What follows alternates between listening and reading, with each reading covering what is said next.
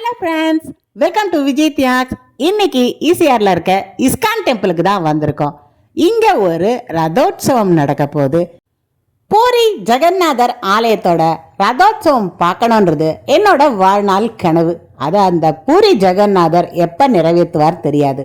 இன்னைக்கு வந்திருக்க இந்த இஸ்கான் டெம்பிளுக்கு இப்ப பூரி ஜெகநாதர் வரப்போறார். ஆமாங்க, இங்க ஒரு சிறிய அளவுல ரதோற்சவம் நடத்துறாங்க. இந்த கோவிலை சுற்றி பார்க்கும் பொழுதே பூரி ஜெகநாதரை பற்றி நம்ம சில விஷயங்களை தெரிஞ்சுக்கலாம். ஒடிசா மாநிலத்தில் இருக்கக்கூடிய பூரி ஜெகநாதர் ஆலயம் புகழ்பெற்றதாக கருதப்படுது. முக்கியமாக பார்க்கும்பொழுது இந்துக்களோட முக்கியமான 4 புனித ஸ்தலங்கள்ல இந்த ஆலயமும் ஒன்று. அந்த 4 ஸ்தலங்கள் தெரிஞ்சவங்க கமெண்ட்ஸில் சொல்ல மறக்காதீங்க. பூரி ஜெகநாதர் ஆலயத்தில் விஷ்ணுவின் அவதாரமாக இருக்கக்கூடிய ஜெகநாதர், பலபத்ரர், அப்புறம் பார்த்தீங்கன்னா சுபத்திரை ஆகியோருக்காக தான் அர்ப்பணிக்கப்பட்டிருக்கு. இன்னைக்கு இங்க ரதத்துல அந்த 3 பேரும் தான் வரப்போறாங்க. அவங்களோட அந்த கண்கொள்ளா காட்சியை, அந்த அழகை தான் ரசிக்க போறோம். கிருஷ்ண பரமாத்மா பூத உடல் மட்டும் அழியுது. அவரோட பரந்தாமன் நம்மளோட வாழ்ந்துட்டு இருக்கார். அது மாதிரி அந்த பூத உடல் அழியும் பொழுது அதுல இருக்க அந்த இருதயம் அது மட்டும் கடல்ல பார்த்தீங்கன்னா ஒரு மரக்கட்டையா மிதந்து வருது. இந்த நிலையில கிழக்கு கங்கா வம்சத்தை சேர்ந்த அனந்தவர்மன் சோட கங்கா தேவா அவர் கனவுல கிருஷ்ண பரமாத்மா இந்த இடத்துல கோவில் கட்ட சொல்றார். அதே மாதிரி இந்த கடல்ல மிதந்து வர கட்டையை கொண்டு அவரும் அதே மாதிரி இந்த கட்டையை கொண்டு வந்து சிலைகளை செய்கிறார்.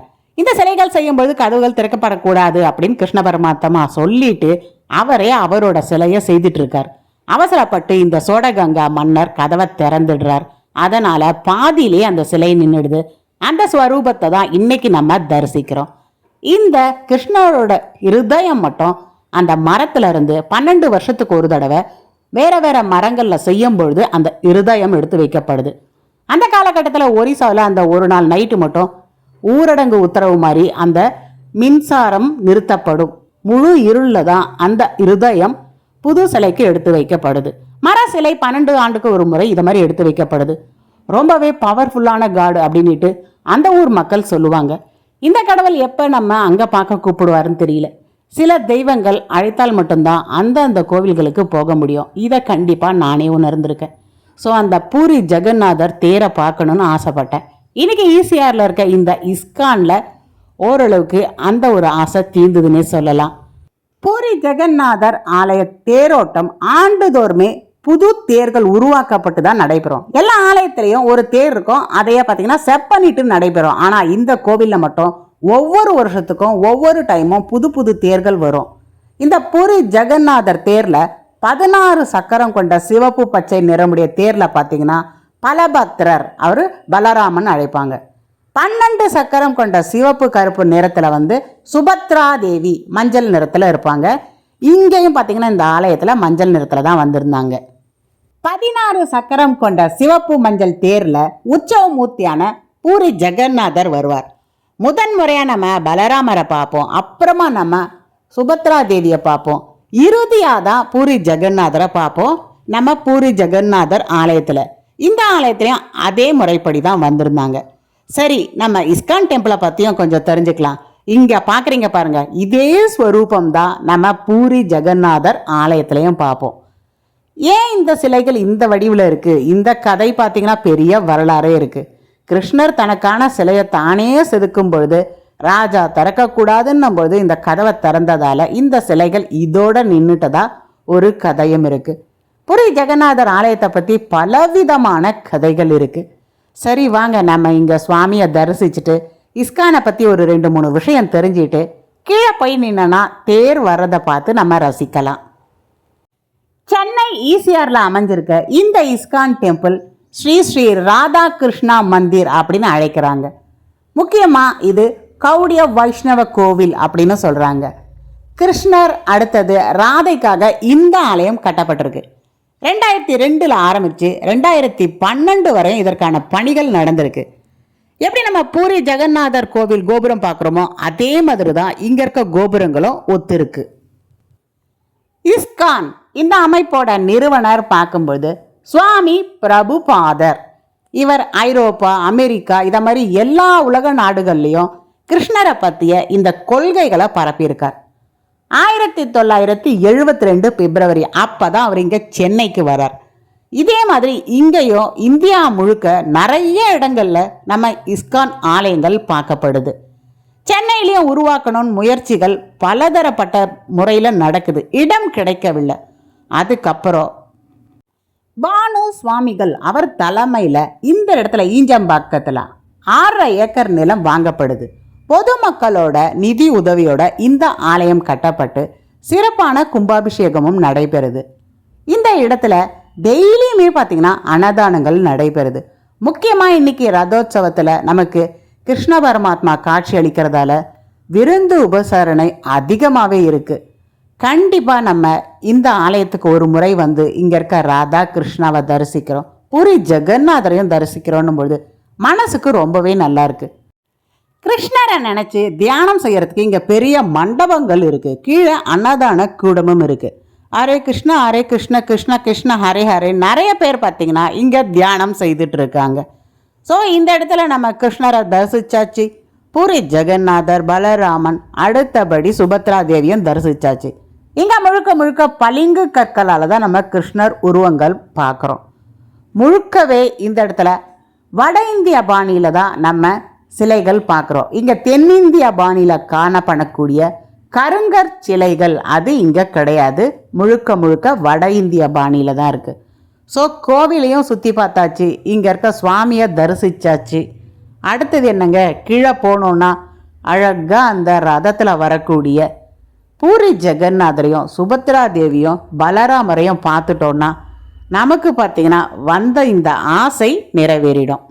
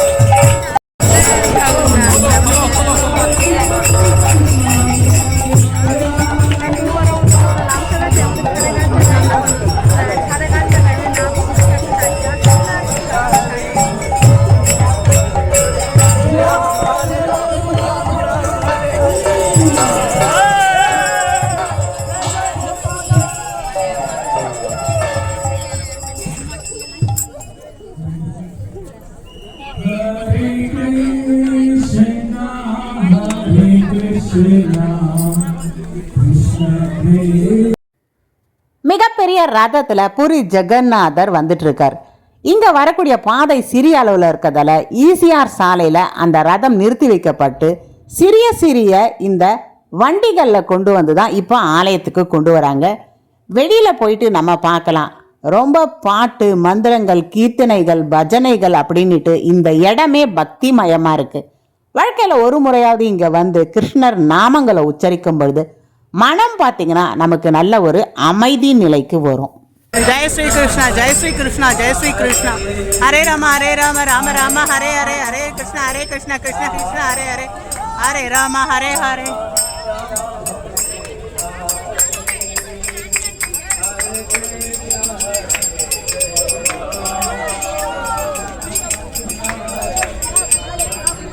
हरे कृष्णा कृष्ण कृष्ण हरे हरे राम हरे हरे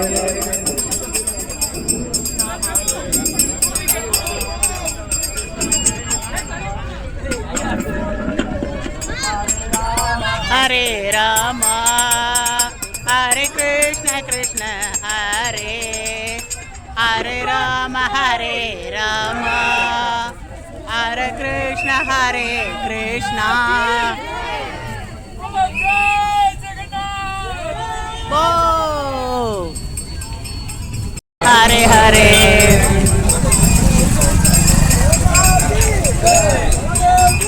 जय जय जय जय जय जय जय जय जय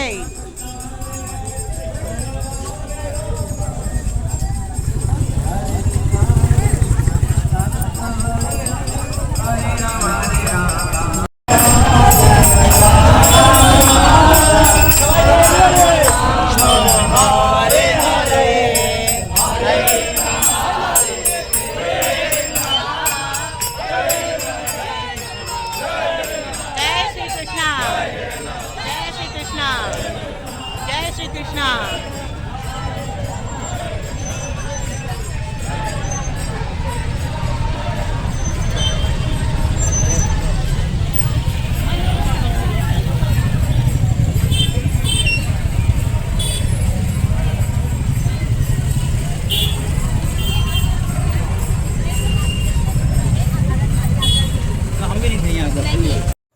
இந்த வீடியோ பிடிச்சிருந்தனா விஜய் தியாக்ஸ் சேனலை லைக் பண்ணுங்க, ஷேர் பண்ணுங்க, சப்ஸ்கிரைப் பண்ணுங்க. அடுத்த ஒரு ஆலயத்தில் சந்திப்போம். ஈசிஆருக்கு இவ்வளோ தூரம் வந்துட்டோம். பிரித்திங்கரா தேவி ஆலயமும் மச்சாவதார பெருமாள் ஆலயம் ரெண்டும் பார்க்கலனா எப்படிங்க? இதற்கான பதிவுகள் பார்க்க மறக்காதீங்க. அடுத்த பதிவில் சந்திப்போம்.